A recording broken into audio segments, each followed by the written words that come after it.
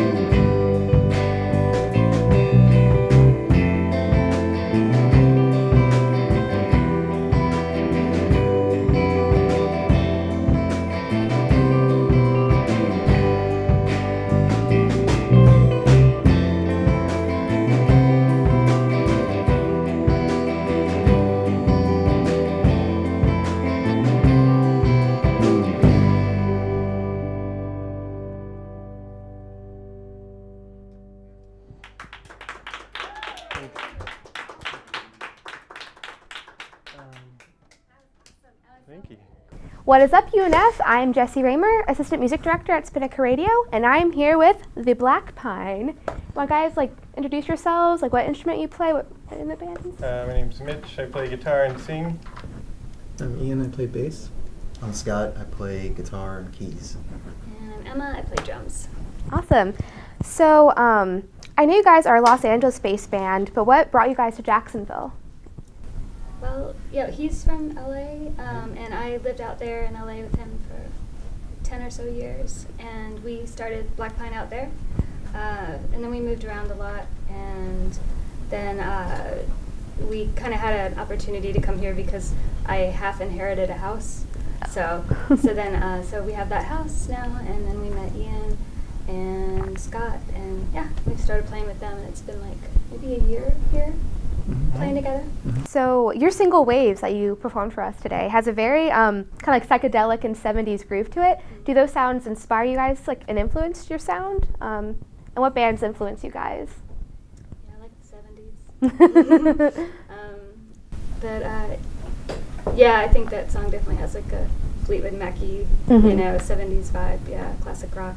So yeah, I mean, we like that, and then I also like, Radiohead, and I listen to a lot of different stuff. I don't know, but I guess just kind of pretty layered music I like a lot. You guys?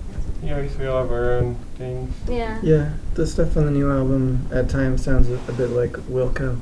Sometimes, yeah. That's awesome. I think that's probably a big influence for me. Yeah, I don't really know that band that much. Yeah, but good. Yeah, that's.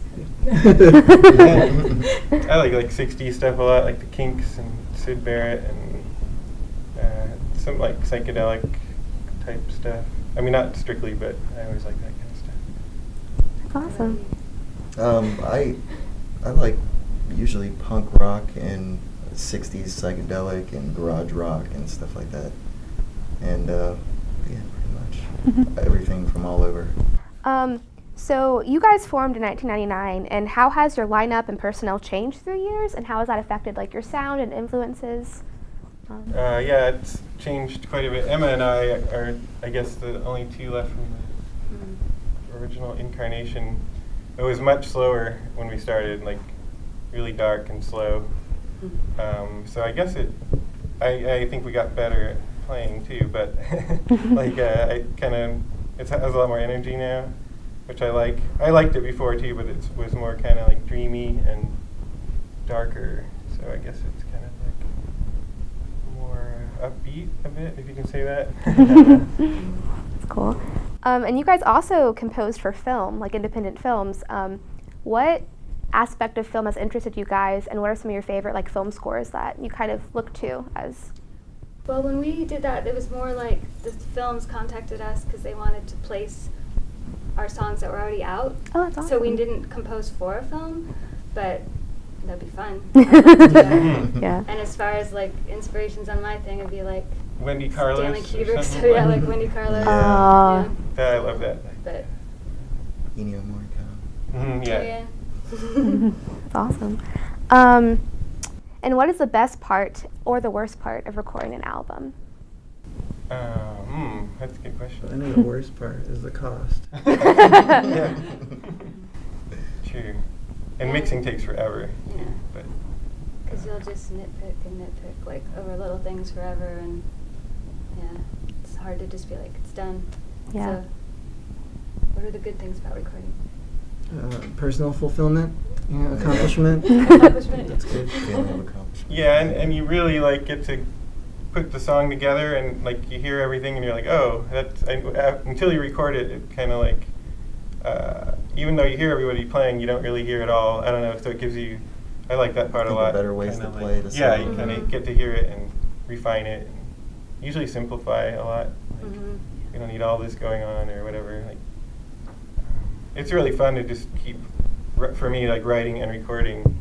If I never had to mix or promote it or put it out or anything. But, I mean, I like playing the songs too, but some of it gets tedious. But it's really, I like the first part. I like the most creative part where you're just kind of lots of ideas. Hey, let's try this and this. And, Yeah. Super fun. Yeah. And going off of that, how do you guys get into the creative zone to make music and to write music? does it always come to you naturally, or do you have to like really force yourself to be like, okay, it's creation day, I'm gonna make all this stuff? So We usually, a lot of times, we just start off goofing around, kind of. Mhm. Like, lately there's been this weird, like, circus vibe that we all default to. Like, just weird kind of music and out of nowhere, and usually you try to follow that. That's somehow, or sometimes how it goes. Yeah. Mhm. Sometimes It's you kind of just a jam. mixture of both, you know. You're inspired sometimes, and then sometimes you gotta force yourself to play, and then you'll get inspired when you're playing. yeah. Sometimes we'll like play a cover just like in the rehearsal room. We don't really play too many covers out or anything, but and then it just kind of makes I don't know. Like then sometimes we'll come up with something new after that. Like kind of like, oh, that's a weird. We don't really do that exact thing ever, and kind of like expose yourself to something different, and then I don't know. Sometimes that'll generate something. Sometimes not, but I don't know.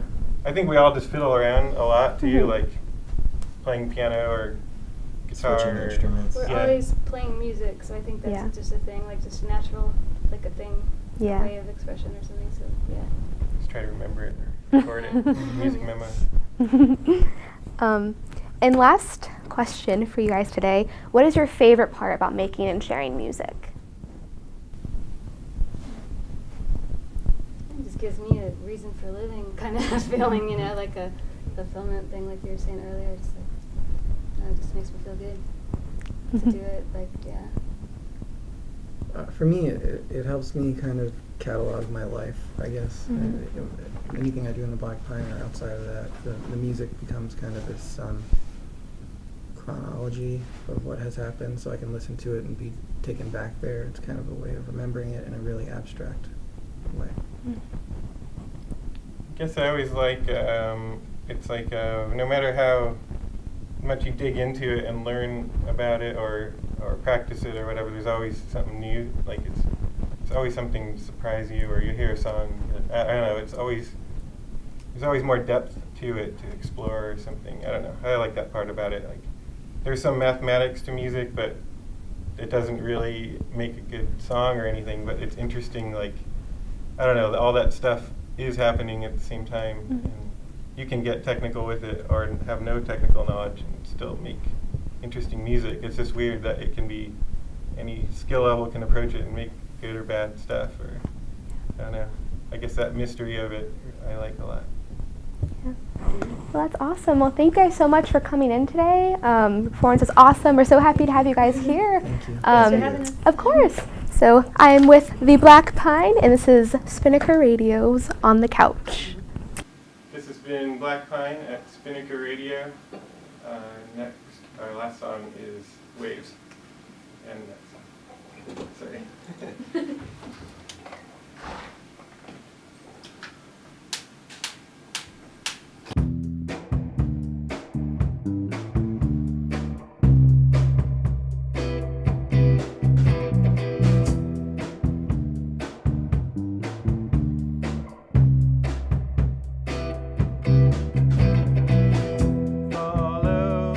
Follow the sunlight down. Drive all night.